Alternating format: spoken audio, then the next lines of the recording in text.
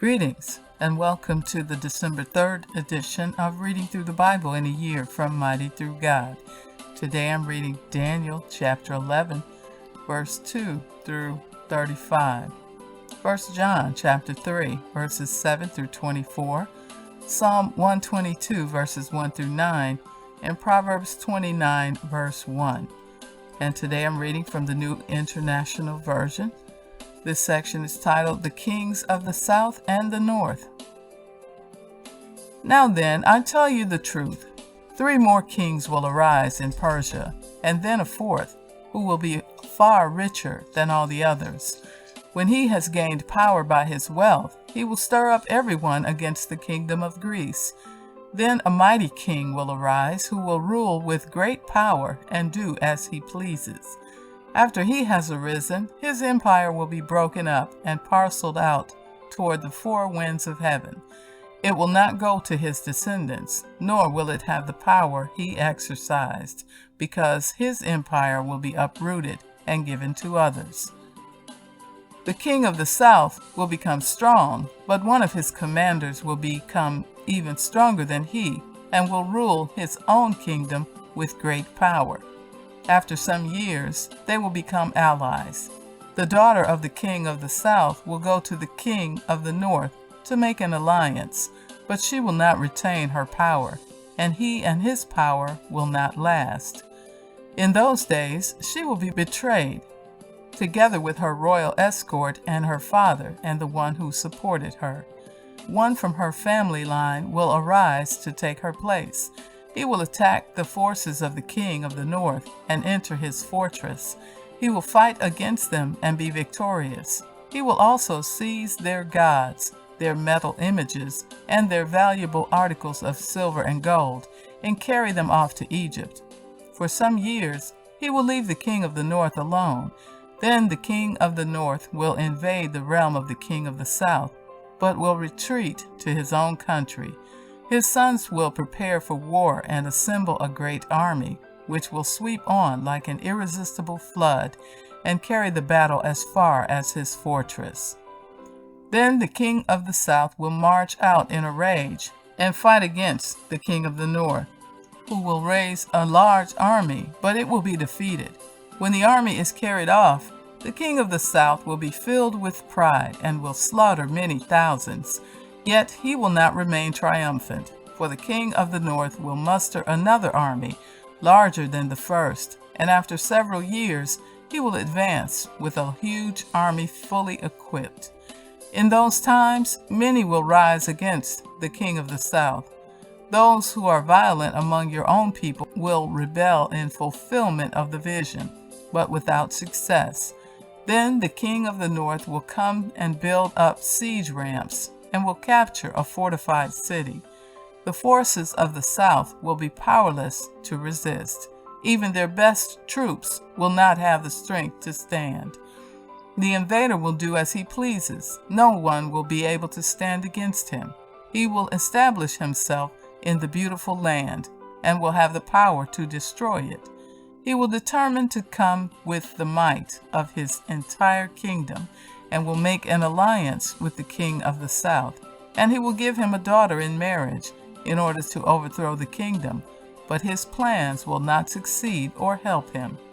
Then he will turn his attention to the coastlands and will take many of them, but a commander will put an end to his insolence and will turn his insolence back on him. After this, he will turn back toward the fortresses of his own country, but will stumble and fall to be seen no more. His successor will send out a tax collector to maintain the royal splendor. In a few years, however, he will be destroyed, yet not in anger or in battle. He will be succeeded by a contemptible person who has not been given the honor of royalty. He will invade the kingdom when its people feel secure, and he will seize it through intrigue. Then an overwhelming army will be swept away before him. Both it and a prince of the covenant will be destroyed. After coming to an agreement with him, he will act deceitfully, and with only a few people, he will rise to power. When the richest provinces feel secure, he will invade them, and will achieve what neither his fathers nor his forefathers did.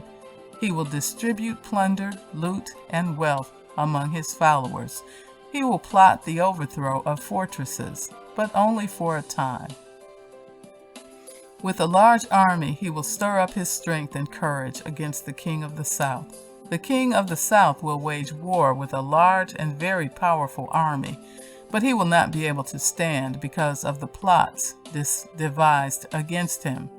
Those who eat from the king's provisions will try to destroy him. His army will be swept away, and many will fall in battle and lie to each other, but to no avail, because an end will still come at the appointed time. The king of the north will return to his own country with great wealth, but his heart will be set against the holy covenant. He will take action against it and then return to his own country. At the appointed time, he will invade the south again, but this time the outcome will be different from what it was before. Ships of the western coastlands will oppose him, and he will lose heart. Then he will turn back and vent his fury against the holy covenant. He will return and show favor to those who forsake the holy covenant. His armed forces will rise up to desecrate the temple fortress and will abolish the daily sacrifice. Then they will set up the abomination that causes desolation.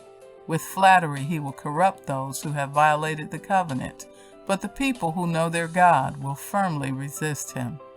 Those who are wise will instruct many, though for a time they will fall by the sword, or be burned or captured or plundered.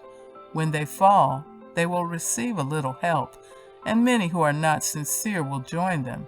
Some of the wise will stumble, so that they may be refined, purified, and made spotless until the time of the end, for it will still come at the appointed time. 1 John chapter 3, beginning with verse 7. Dear children, do not let anyone lead you astray. The one who does what is right is righteous, just as he is righteous. The one who does what is sinful is of the devil, because the devil has been sinning from the beginning. The reason the Son of God appeared was to destroy the devil's work. No one who is born of God will continue to sin, because God's seed remains in them. They cannot go on sinning, because they have been born of God. This is how we know who the children of God are and who the children of the devil are. Anyone who does not do what is right is not God's child, nor is anyone who does not love their brother and sister. For this is the message you heard from the beginning. We should love one another.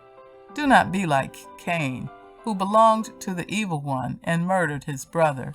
And why did he murder him? Because his own actions were evil and his brothers were righteous. Do not be surprised, my brothers and sisters, if the world hates you. We know that we have passed from death to life because we love each other.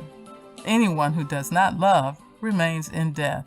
Anyone who hates a brother or sister is a murderer, and you know that no murderer has eternal life residing in him. This is how we know what love is. Jesus Christ laid down his life for us, and we ought to lay down our lives for our brothers and sisters. If anyone has material possessions and sees a brother or sister in need but has no pity on them, how can the love of God be in that person? Dear children, let us not love with words or speech, but with actions and in truth. This is how we know that we belong to the truth and how we set our hearts at rest in his presence. If our hearts condemn us, we know that God is greater than our hearts, and he knows everything.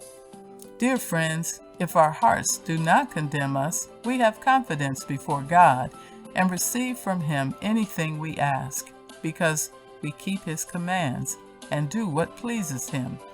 And this is his command, to believe in the name of his Son, Jesus Christ, and to love one another as he commanded us. The one who keeps God's commands lives in him, and he in them. And this is how we know that he lives in us. We know it by the Spirit he gave us. Psalm 122, a song of ascents of David. I rejoiced with those who said to me, "Let us go to the house of the Lord." Our feet are standing in your gates, Jerusalem. Jerusalem is built like a city that is closely compacted together.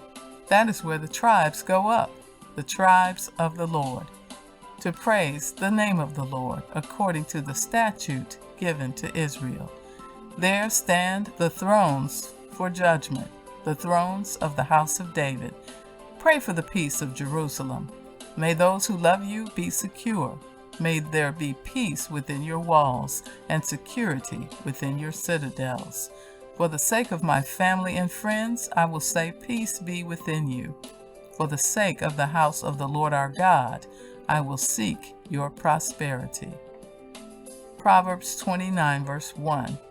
Whoever remains stiff-necked after many rebukes will suddenly be destroyed without remedy. And so concludes the reading for December 3rd. May the Lord continue to bless you indeed. And be sure to tune in tomorrow for another edition of Reading Through the Bible in a Year on podcast and on YouTube. Be blessed.